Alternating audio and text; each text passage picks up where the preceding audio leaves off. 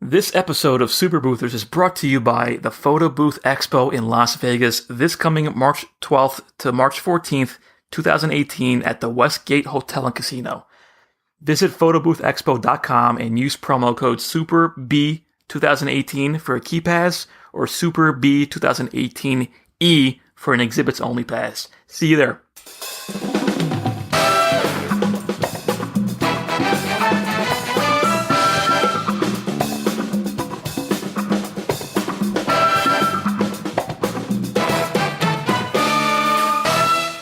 Hello and welcome to Super Boothers. My name is Ryan. And I'm Ismail. And before we get started today, I just want to know, because the last episode, Ryan teased some big event. There was a cliffhanger. There was a cliffhanger with some big people, and I just got to know before we get into the show, what happened, how'd it go? It did happen, and it happened in a very, very big way. It is like bucket list. And I have to say this. So whenever Ismail and I were developing the show, we talked about things that we wanted to accomplish, things that, I guess where we wanted to take the show, the experiences we wanted to have. And Ismail, do you remember asking me this question of like, is there like a bucket list or like a gigantic like dream event that you... Oh, yeah. Do you remember this? Yeah, and you had a very quick answer. So, and what was that answer? Oprah. Bingo. So I can officially say now that I have done an Oprah event. It was by far the best experience I think I've ever could have had. Only because I didn't know that Oprah was going to be there. You didn't know before you booked it? No. And that's another thing that a lot of people don't know is whenever you book celebrity events, a lot of times a planner will come to you and they will say, hey, listen, what price you got, blah, blah, blah. I had these clients, they do this. And they won't tell you any specifics about the bride or the groom just because, and actually really smart planners do that. They do that because they don't want, to ridiculously overpay when it comes to something. Now, people in instances like that, that's whenever like they won't tell you who the client is until you've booked them. So you booked the event first, and then at some point you found out who would be there. How do you find out who told you? So the event was in New York. I flew out to New York on, I guess last Friday, and got to my hotel. I was really early, which was shocking. If I do an event out of town like that, where there's any sort of flight involved, I always like to fly in the day before. You have an extra day of expenses, but I hate, like, if my flight would have been canceled, like someone made a comment, oh, there's a hurricane that's going to be turning your way. That just freaks me out. Like the weather thing, like I can't deal with. Like my anxiety will just go through the roof. However, I was already in town. I was like, I'll be there, an hour and a half, before my 2-hour normal. So I went out there and brought my client and I said, hey, I have all this stuff, where would you like me to set up? She goes, here. And she said, so I have a couple things to go through with you. I was like, oh, okay, what? She goes, there's going to be a couple celebrities here. I said, oh, who? She goes, Oprah. And you fainted. I about died. I can't even tell you. And for people who don't know, I know how much Ryan loves Oprah. There's only like a couple people that Ryan would probably die for. It's Oprah and Adele. I would take a bullet for Oprah. I would take a bullet for Adele. I would take a bullet for Celine. That's just how I am. And lately, Sam Smith. I don't know if you've heard his new song. That's kind of amazing. But anyways, that's a little off topic. However, so they tell me that Oprah's going to be there. Okay, fine. So I'm like, oh, cool. No big deal. I'm cool. I can handle this, whatever. Like, I probably won't even see her. She gives me the long list of who's going to be there. I'm like, okay, great. Like, if I see these people, fantastic. If not, no big deal. So then I had security came over and they were like, oh, what's this? And I was like, oh, we're doing a photo setup, blah, blah, blah. And I went through with security on where Oprah will be walking, where will she be walking in and where she will be walking out of. She was, I guess, premiering a film that will be on TV. And this is where they were like debuting it.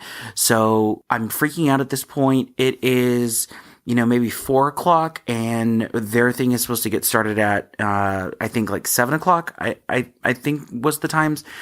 But anyways, so at that point I started filming my experience with this. So I have a video that I will put up on the blog where, you can see how legitimately I am freaking out at this moment. It was You couldn't keep the camera straight, man. No. Well, yes. So that was another thing. So then Oprah arrives and in her full Oprah glory, and I froze. I couldn't get 2 words out of my mouth because I was just like, that Oprah. Like it was an experience to say the least. That's another thing that I really didn't know, like that happened like with Oprah. First of all, she has a lot of security. She has 1 head of security and then 4 like little like minion security that I guess are the ones that are supposed to take a bullet for her. They all have these like, those enamel lapel pins. They are all wearing suits and they each have a lapel pin that says own, which I mean, cause she owns them, but it means Oprah Winfrey Network.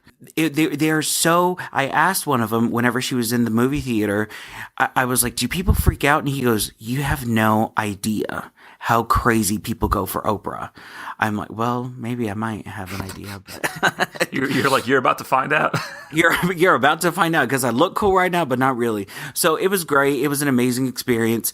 I got to see Michael Strahan, Diane Sawyer, which was like, that was just amazing. She is 72 and she looks freaking amazing. She came with, I guess, just one of her friends and I said hi and she goes, hello. I was like, Diane Sawyer just said hello to me. Like, why didn't I it was just insane. Amy Sedaris, Andy Cohen, who else? Todrick Hall. He's like a little YouTube person. I didn't really care for him. He was, and from what I found out the next day that he just didn't want to be there. Do you know who these people are? I don't know that last guy. Okay, well, our listeners do. Who else was there? Wasn't there another YouTuber, Casey or something? What's his name? Casey Neistat. He was not there. I guess he was scheduled to be there, but there was some sort of YouTube thing going on, and I guess he was supposed to be there but didn't.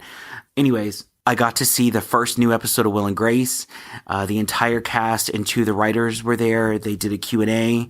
That was amazing. So by the time this airs, Will and Grace is going to be on NBC on Thursdays. So I guess tomorrow is when it'll be premiered on NBC. It's amazing that there's people out there like Oprah that are so famous that they have a team of people walking through places before they get there just to make sure that nothing can go wrong. It's crazy to imagine that. That's her life.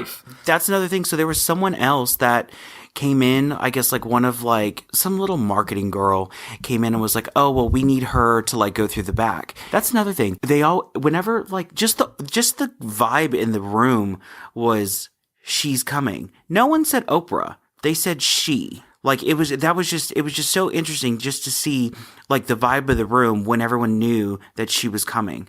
One of the little girls was like, oh, well, we need her to go through the back and we need her to go to upstairs. And her security like just told her no, like it's not happening.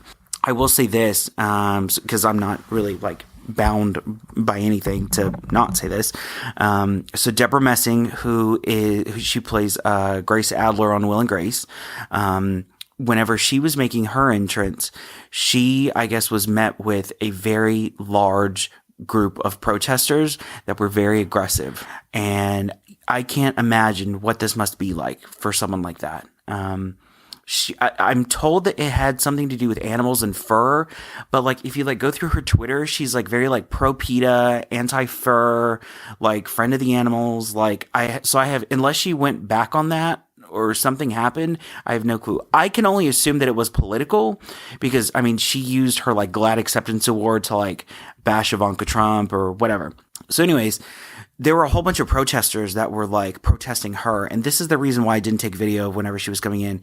So whenever she came in to the event space, she was like on the verge of a breakdown because I guess these people were very forceful towards her.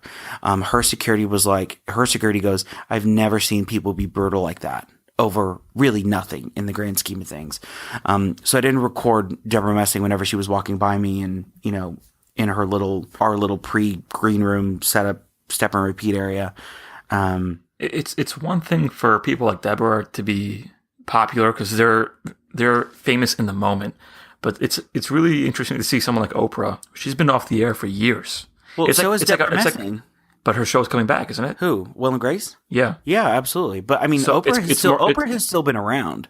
I'm just saying that's a current example. Oprah's been off the air for years, and people still go crazy for her. That But kind of Oprah's- lasting legacy is it's just fascinating. But Oprah still has like her like network, and she's like on that stuff like repeatedly. She has the network, but it's not like it was when she had that Daily Show, right? It's just she's Sure. not. She's I'm not sure as that it's no. I'm sure it's toned down a little bit. I mean, but it's just amazing how like the level of celebrity. This is another thing that I will say. I've been fortunate enough to work with my fair share amount. I find the bigger the star, the more like grounded they are. Like I worked with George Lopez. He was the easiest person I have ever worked with. Why do you think that is? I would assume the opposite. So no, absolutely. And I have one of my friends was an assistant to Garth Brooks. He said the people that are the same on stage as they are off are the ones that are like legit, genuine, and like have ridiculous success because of it. Oprah, I can say, was the same person on air as she is off. Amy Sedaris, I didn't really care for her. She was like looking down. I'm like, no, honey, try again. Bethany Frankel, the worst person I have ever worked with, ever. Well, I hope she doesn't hear this. I would love for her to hear this. Bethany, you are a horrible person. So, no, that was another thing. So I was with her for 2 days doing meet and greets. We did, it was a photography thing. You know, I was like official photographer, whatever. We did a TV show with her at KHOU, in Houston. She walked off stage on camera, walked off of the Deborah Duncan show. Like she, bye. And just walked off. Like it was the stupidest thing I've ever seen. So it just goes to show like the level of celebrity. It's like people get just a taste of it and then come like 10 entourage deep versus George Lopez showed up with like one person who was his manager who like had to be there to like get the check. I think people listening to this might like, obviously it's awesome working at all these events. They all aspire to do something like that, to be part of events like that. What can you tell us about the booking process? What happened? What went into getting that job? So this is the other thing is I got this event from a Dallas event that I did, and I was working with the national person, and the national person called and said, hey, listen, actually, funny enough, I was talking to her about a permanent install, and she goes, schedule is running behind. We're not going to be available pretty much until January to do anything. Like they've pushed the date from October to January. And so she's like, let's just touch base again in January and we'll go from there. Followed up with her. That was that. About 2 hours later, she sends me an email. And actually, I was in New York already doing Super Boothers live in Gotham. The email that I got from her was like, hey, listen, can you do this event in New York? And I'm like, absolutely. So I sent her an email. I was like, listen, I'm in the city now. If, I need to do a walkthrough, please let me know. I'm happy to, just to take 30 minutes and go and see what we need to do. Didn't hear a word. Followed up with her the next week. Nothing. Hey, are you still interested? Nothing. Followed up one more time. Nothing. Hey, listen, kind of starting to panic. Let me know if you still want me to do this. Nothing. The week before the event, literally 7 days before the event, I get a call from, her name is Rachel. And Rachel sends me an email and she goes, hey, listen, I'm just, circling back on this. Are we still good for next week? I'm like, yeah, we're still available. Let me do a fire drill on my end. Like, what do you need? Blah, blah, blah. So she goes, okay, well, it's going to be 3 days and it's going to be these hours. And it was like 8 hours a day. And I said, okay, here's the price. And she's like, well, let's do 6 hours. Send her another price. Well, let's just do 2 days. Okay, fine. Then, sends me an email. I said, if we need to do any artwork, let me know. Like, I can get going on it now. Just send me the stuff. Oh, every email that I'm asking her, I ended in a question. So I'm keeping the conversation going. So she sends me a response that said, great, let's go to 1 day and I'll sign the contract. And I'm thinking to myself, I'm not schlepping all the way to New York for one little event. So I sent her an email back and I was like, listen, I said, we do have minimums. I said, here's the minimum. I can split the minimum between 2 days so you'll still hit it. And she goes, oh, I get it. Not a problem. Let me see. There's another budget that I can pull from. We'll go from there. The next morning, I got a response from her that said, here's the final times, send me the updated link, send her the updated link. 15 minutes later, it was paid. And I was like, thank God. Because this is another thing. An untrained person, even if I wasn't going from all the way to New York, I would still try and get that second event or that second day if I know it's a multi-day event. So there's a couple of things that you did there, one of which was following up, even though you weren't getting a reply. And we've talked about that in previous shows, how important that is. And you mentioned the experience that you have lets you know to go after that second day. How do you know when you can push it and when you have to kind of step back? I knew they had money. How do you know that? Because she was going back and forth with you about 4 hours, 6 hours, 1 day, 2 days. How did you know? I know that if they were considering 3 days, someone had the budget for something. And so I'm working with the regional person, and I knew that my national person had the money. I just knew it, and I know that they have the budget for it. And only because her boss was at the last event, and I was like, they were talking, they were like, oh my God, we totally can do this. So I knew, go ahead. So one other thing I think people would be curious about is, oftentimes people have a hard time getting an event in their area. Like, you got this, you got paid to fly there. How do you handle the pricing on something like that, whether it's travel expenses, hotel stays, et cetera, et cetera? Do you just put that into your one quote? Do you add that separately? How do you calculate and handle that? So at the moment that I'm recording this, so Ismail and I had lunch today in Dallas. And now we're on opposite ends of the country. At the moment, he is in New York and I am in Vegas. That's just kind of how fast it goes. I keep my pricing generally pretty the same. I don't include a travel fee because I don't think that my client should have to pay for that in a line item.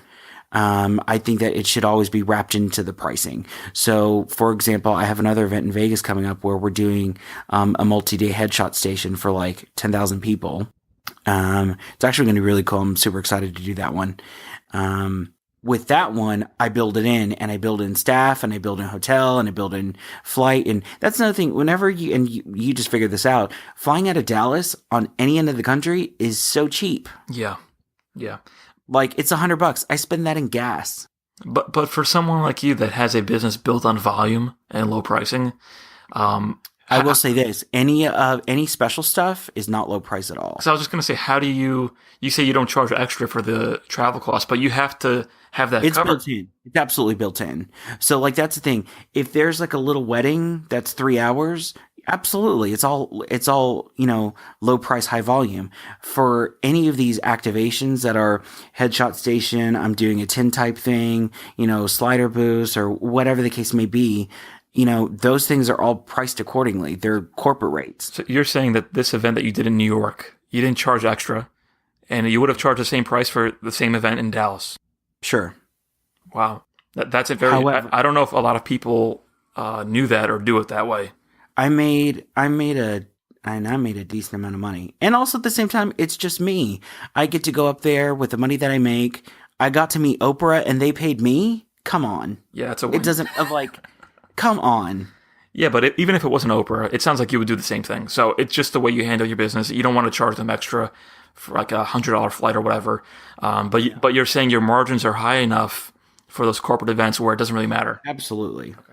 I mean, all that stuff just needs to be beyond built in. No, I know that's a common question people have, so I'm glad you cleared that up. So that's another thing. It also depends on, I have like a couple of photographer friends that will like put like destination weddings on, their website, and they do it just purely for, the travel opportunities. I would love to my friend is a florist. She had one of her clients send her to Paris to do flowers for her event, and the money that she made on the flowers paid for the trip. I mean, so I would much rather go somewhere. Okay, I have to work for a couple of days, and then, I have the rest of the week to myself. That's just interesting to know, because I think a lot of people would assume that someone coming from out of town charges extra for that, and they're just curious, how do they win the gig? How do they win the gig if they're charging a lot more than I am and I'm here? But you're saying that you don't, so that answers that question. I was really interested to hear from this particular client that they have used someone else in previous years that has charged them $6,000 for 1 day. I am not going to charge $6,000 for 1 day. I'm just not going to do it. Don't get me wrong. I was high, and that paid for a lot of stuff. I mean, you paid for flight, paid for, food, travel, like all that other stuff. But I think that by seeing what I provided, how I provided it, I mean, they're not going to use, that person next year. One other thing that I have to mention before we move on from this is that, no, not Oprah, but it might be something to do with Oprah, but it seems like everyone has this debate. And even at the event last night and at the event that we did in New York City, there's always this hesitation around iPad booths and the quality of iPad booths and how do you sell it? I sell premium. How do I push an iPad booth? But what did you use at this event with all these celebrities that you flew to New York City for and you made a lot of money? iPad booth. And I just think that's so fascinating. And we've been talking to a lot of people one-on-one about this in person. I guess people just don't care as much as you think they do. Well, I used no props, no backdrop, and no printing. Was there a red carpet? Because you're at a VIP event with celebrities. Did you have a red carpet? No red carpet. It's amazing. It's amazing. I think a lot of people need to hear that because they're lugging all these things around and you may be able to be more successful doing less. This is another thing this is what works for me. And we talked about this where, you had, a Christmas party that's coming up. Your client, you tried to sell them on a gift booth. They just weren't having it. Just give us what we had last year. So just because you are offering this stuff now and you want to, work a little bit less, you may get some pushback from your client saying, well, we don't want that. We want, whatever you've given me before. I've done a lot of MBA stuff and I would never change what the booth looked like from with that client. Yeah, I have to give her the same booth. It's really hard to change what people are already used to. That's what I'm realizing. I had another conversation where, you have, whenever you're kind of evolving with your business, you have, let's say you do like a tower booth and then you have an Infinite and then you have, an iPad booth, then you have, a roadie case booth. Well, then you just have, a fleet of nothing that matches. So this is kind of what I learned is, because I went through that phase a little bit, was I would not sell what the booth looked like. I would sell what it could accomplish and what it could achieve. Because at that point, they didn't care what the booth looked like. They just care about the output.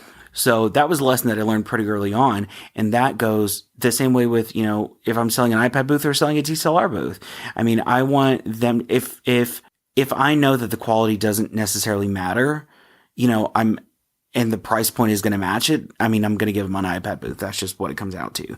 But if like I'm doing a headshot station where these people are taking photos, we're doing a glam squad, this is something that needs to be really high quality, high end because it's going to get used a lot of places. I'm absolutely bringing a DSLR booth and I'm using darkroom. And I mean, that's just how it goes. Yeah. I mean, I'm putting the price point with where the quality needs to be. If it is, someone's, birthday party and, they paid, $300-400, absolutely getting an iPad booth. If I'm not going to do that, if someone is having me come in, I did a Halloween party, for a rather wealthy individual. I charged them accordingly. Of course, I brought a DSLR booth. Yeah. I mean, I've personally heard enough about this. I just actually got my first iPad booth today. Seeing people like you and other leaders in the industry make so much money and do such high-end events with that booth has convinced me that it doesn't, not that the quality doesn't matter, but some people don't prioritize it as much as you do. And I think there's a little bit of ego involved in this where, business owners or they're photographers and I can't bring that to an event. My business can't be represented by that. They have that kind of mentality. But it's not about you. It's about the client. And what you were touching on kind of supported that statement is you have to give the client what they want. Some of them don't care about the DSLR booth. Some of them don't care about the props. Why are you trying to sell them stuff that they don't want? Get over yourself. I mean, really, that's kind of, I've said it to you. I say it a lot now that I think about it. But that's the thing is, we don't sell to ourselves. We sell to our clients. I get it. It's your work. You want to take, pride in it. Good for you. But if you're going to bitch about how much money you're making or not making rather because your client's not paying for it, I just don't want to hear it.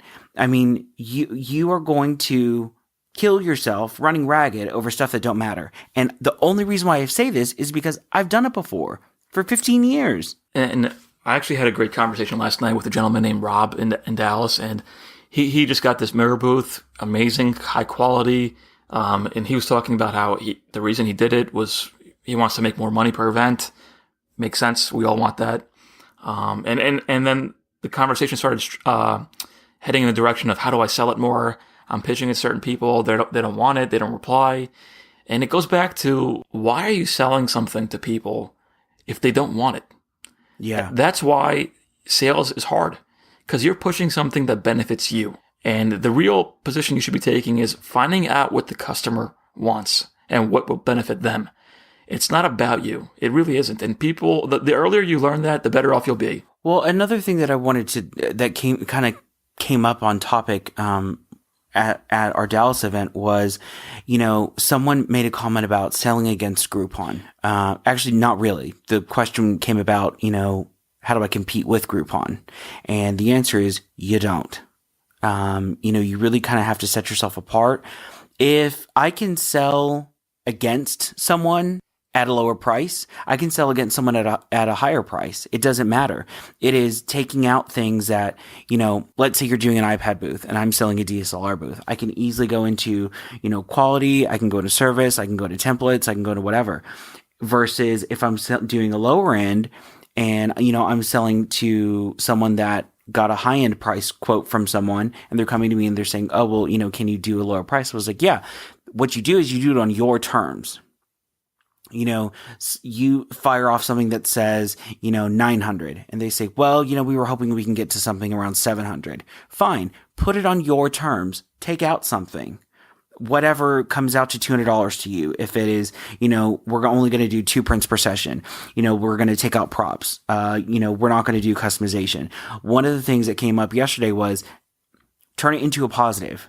If you're going to do something for so low and you're only going to do, let's just do digital only. There was an instance that came up where, this is going to be a Sweet 16. Okay, fine. Turn it into a positive. We're not going to do the strips. The kids don't need it. They're going to want to text it. We have a thing on here where you can do Instagram, Facebook, Twitter. They're going to utilize that more. You don't need prints. It's fine. Reassure your client that they're making a good decision. Don't say, no, I'm not going to give you prints. It's not enough money. You're stupid if you do that. Absolutely stupid. You are taking your client and you're almost like diminishing them.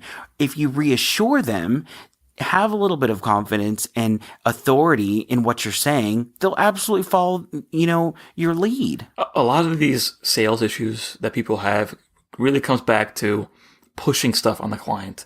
Like you hear it all the time where, oh, everyone wants a cheap booth. How can I can't offer them my product for cheap. How do I get them to pay more? You can't. You can't get them to pay more. They don't want to pay more.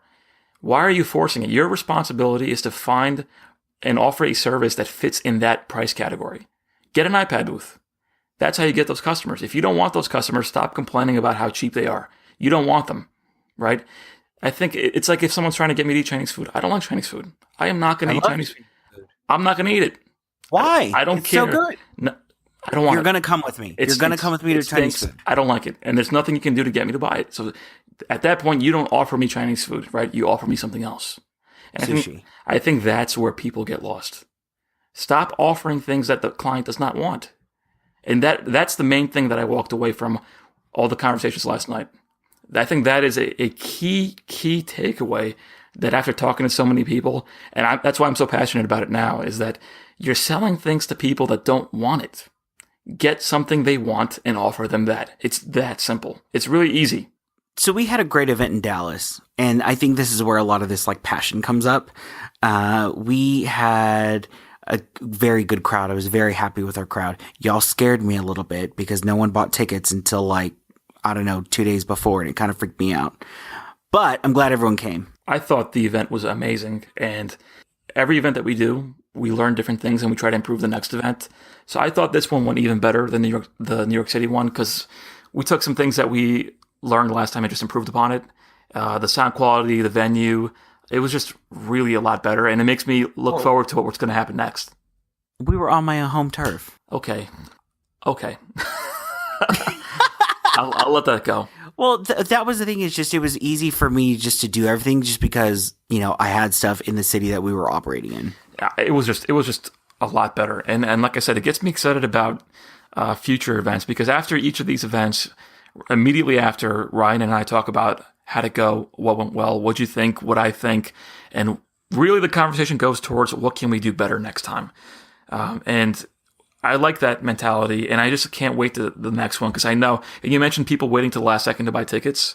That's just how it goes for events. But this Hollywood event that we're doing on November 13th, the tickets have been selling like crazy. So I think that's going to be a huge event, probably the biggest event. There's a huge market in California, so I just can't wait. I was incredibly happy to meet so many people in my neck of the woods. There were actually three ladies that were there that had a little conversation after the event, and we were all talking, and one of them said, what did she say?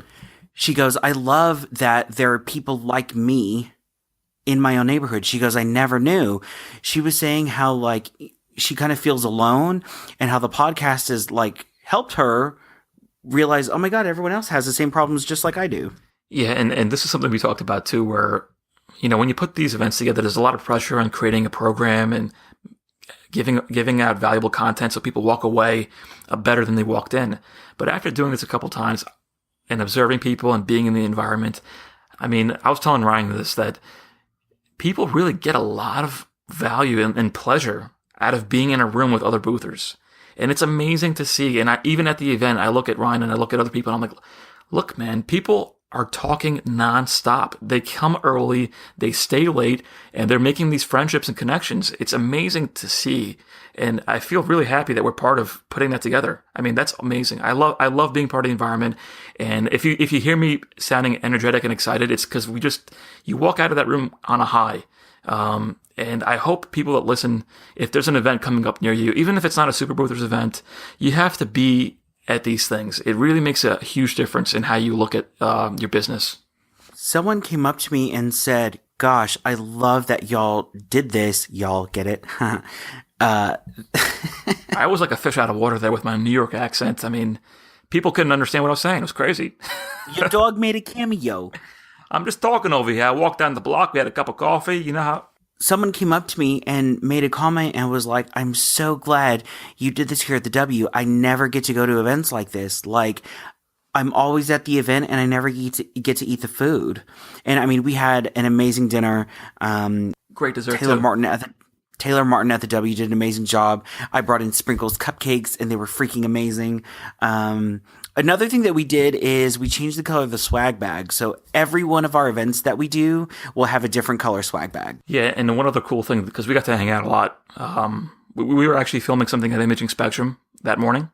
And after that, we were driving around and Ryan put up a Facebook Live video. It was funny. He didn't want to do it. I was like, who is going to watch us in the car just chatting? I was like, who cares? Go live. Let's go. I got to say, I'm just blown away. I don't know what's going on with Super Boothers, but something's happening here. And I think the last I checked, it got close to 500 views, that video. Yeah, it was kind of crazy. Well, the funny thing is, so in Texas, a Whataburger is an amazing burger chain. And halfway through, I'm driving down, we left Imaging Spectrum, they're in Plano, and I'm driving down 75, and an idea popped in my head. I was like, I need to take Ismail to Whataburger. And we fully saw it through. So we went from, 75 all the way down to the nearest Whataburger and proceeded to order Whataburger on camera. It was all live. And I'm like, who is watching this? And people they were commenting. It was really cool to talk to people while we were doing the live video. And the best part about it was when we got to the event, right? I'm all this time, I'm like, who's going to be watching this? This is ridiculous. People came to the event and were like, oh my God, I was watching you guys eat Whataburger, and I was eating Whataburger for lunch at the same time. So it was hysterical. I love it. So I don't know, man. That's such a surprise to me. I'm not used to doing these things, but apparently people like that stuff, the behind the scenes stuff. So if anyone's listening to this and you enjoy that, I would like to hear that from you, because maybe we can do more of it. Otherwise, I think no one cares about it. Nobody watches it. I need to hear people say that they like that for us to continue doing that. Well, we're going to keep doing it no matter what, but just tell Ismail just so that he feels good about it.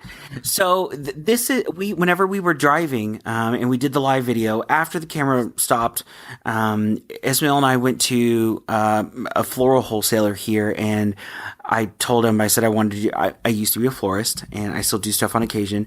And it was nice for Ismail to get to like see me work in my element. Apparently I can be rather hyper and bounce off the walls. And whenever so I did all the arrangements for the Super Boothers event, and I proceeded to make them rather quickly. And what was your take on that? It was really interesting to see you in that element, because having been around you all this time so far, you're like a chipmunk, man. You're always running around, doing something, looking at something, booking something, talking to somebody. And when you were arranging the flowers, it was one of the rare moments where I've seen you. It was like a Zen kind of. I think the flower arranging to you is like a meditative activity. And we were talking while you were doing it, and it was like a very chill, calm, pleasant conversation. Not that we don't have that often. It was just different. I don't know how to put it. It was like a Zen aura around you when you were doing that. So it was cool to see. It was an interesting conversation that we had, because Ismail asked me about, like, for real, the very, very, very beginning of, my career in events. And it was interesting how I was able to explain almost why I am the way that I am. And I was telling him how, I can be a little bit harsh, and I'm not as like forceful as like John Taffer. If anyone's ever seen Bar Rescue, I can get a little bit forceful, but I think for the right reasons. Like, I will say things that you don't want to hear, but is true. And that's one of the things that I've always been, my friends have really appreciated that about me. So that is something, within the last like 3 or 4 years that I've really embraced is, what, I am the way that I am. And this is why. It comes from a great place. It's because I love you, and it's because I want you to succeed. And it's because I don't want you making a stupid mistake, because whatever idea you have is rather dumb and going to put you in the poorhouse. I mean, literally it goes like from that extreme. I think it's something that I appreciate. And you want to be, a lot of times, you've heard the saying where you are who you surround yourself with. You're the average of the 5 people that you spend the most time with, and all those types of things. If you don't have people around you that tell it like it is and push you, how do you expect to grow? And I think a lot of people fall into what's comfortable. Oh, I'm going to hang out with Mike because it's comfortable and he's nice. That's great. But you also need people. If Mike isn't telling you the truth, Mike does need to be your friend. But you need people like Ryan and John Taffer and people like that around you to push you out of your comfort zone so you grow. And it's not always easy. I mean, a lot of times you yell at me. And I do think, Ryan, I do think sometimes the delivery can be improved. Because some people just can't, like, I appreciate it, right? And I know that I want to grow. I'm a learner. I want to improve. Some people, that doesn't get through to them. And that's something that I try to be aware of with people in my life. And I experiment with doing things a certain way and talking a certain way. And I realize some people, I don't know why, maybe they're soft. I don't know why, but they don't have that kind of message get through to them. And it's a game of finding out what will resonate with them. Well, that's where Oprah comes into play. Yeah, she's the nicer one. She is the nicer one. Ismail and I had it was actually, I think, one of the deepest conversations that we've ever had was whenever all these flower things were kind of happening. And, Ismail asked me how I very much got started. And there was someone that I was working with, and I would always, this is before I literally knew nothing about the events industry, but I still had an opinion. And she would come to me and she would say, well, what do you think? And I would give her my opinion, and it would be very truthful. It's not exactly what you always want to hear. I will give credit when credit is due. Absolutely. If there's a saying that says, and I actually want this in a shirt, it says, I'll clap when I'm impressed. I'm not going to clap because you think I'm supposed to. I will clap because I want to. And I really do believe that. So you're not about participation trophies? No. God, no. Why? Here is your little certificate. Oh, good for you. I'm just not that person. I'm just not that person. I am the one that like dodgeball is like survival of the fittest, like in elementary school. Like that's just it's just maybe it was Catholic school that did that. I don't know. But I will say this: it comes from a good place. And there is actually a documentary that I actually just recommended to your wife. It's called Scatter Mashes at Bergdorf's. And it is essentially about like, the department store Bergdorf Goodman, on Fifth Avenue, right by Central Park, right behind the plaza, actually. I was just there this You past sound week. like a real New Yorker, man. Look at you. You New York. I need a cup of coffee. Am I getting good at it? You're getting too good at it. Oh my God, this is scary. I love it. I want to pay $4,000 a month in rent. Please take my money now.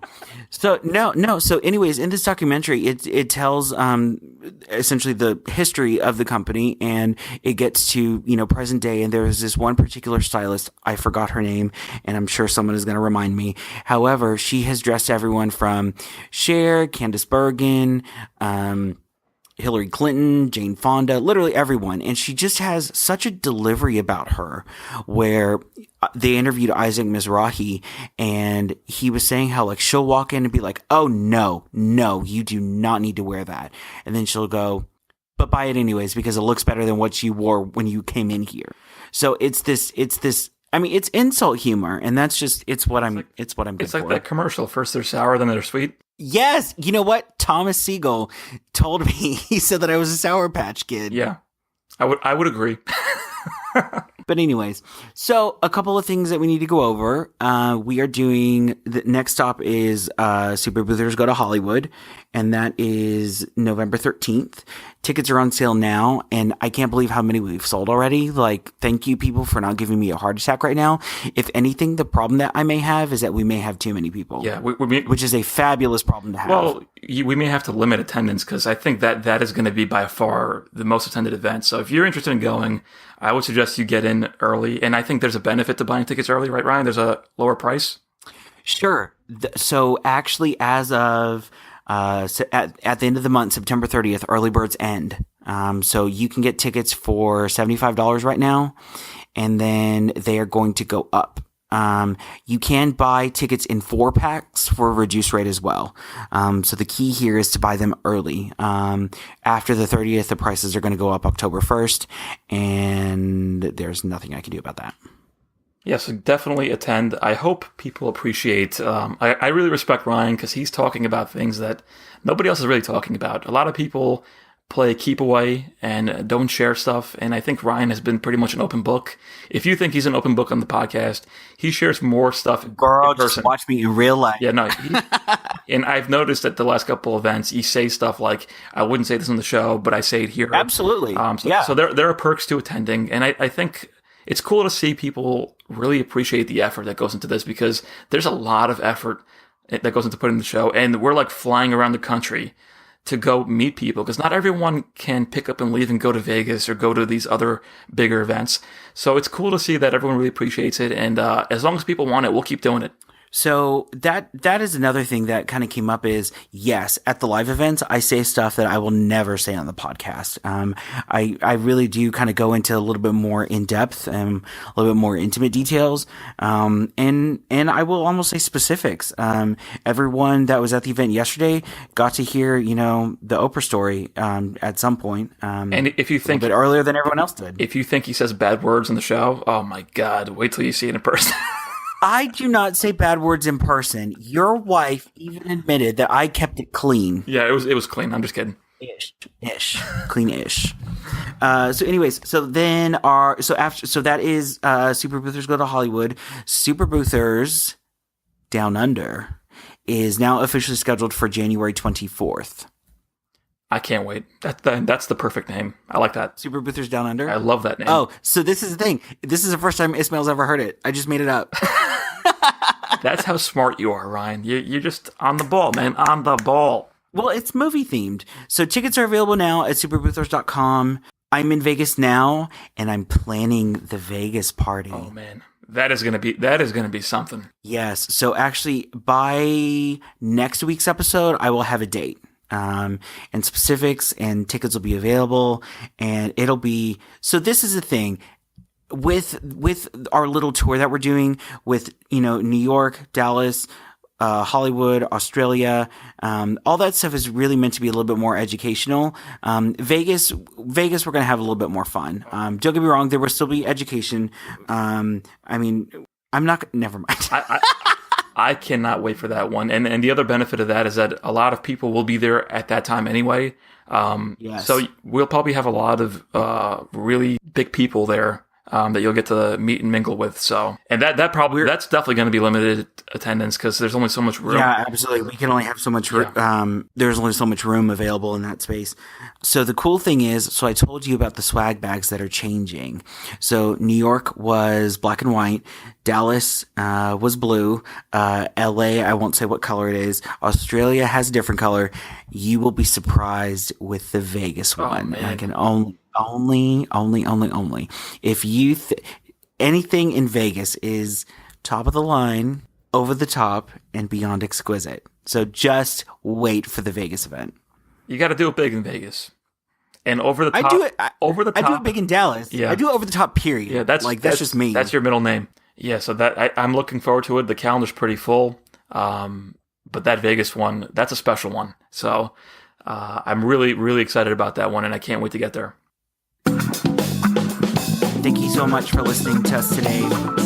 Tickets are available for any of the events that we just talked about at superboothers.com/events. We will have our book club episode coming up in a couple weeks. So check out our book club at superboothers.com/book club. Please submit your questions, follow us on Instagram and Twitter, and don't forget to follow our Facebook page.